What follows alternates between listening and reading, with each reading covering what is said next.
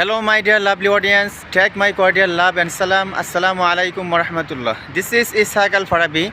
Today I want to talk about my favorite hobby. So let's get started. My favorite hobby is traveling. I love to travel because I can see new places and meet new people.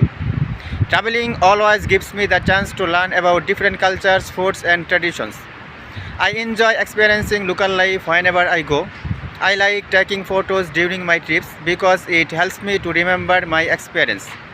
Sometimes I go to the beach, mountains, or big city. I enjoy planning my trips, discovering new things, and trying new activities. Traveling always makes me feel happy if I free and relaxed. Last week, I visited in zoo. I saw many kind of animals like the lions, tigers, elephants, and the monkey. I also walked around in zoo, take photos, and spend a wonderful time with my friends. In the future, I want to visit to different countries to see beautiful places all over the world. Traveling is not just my hobby, it also makes me feel happy and makes my life more interesting. Traveling always gives me a great joy.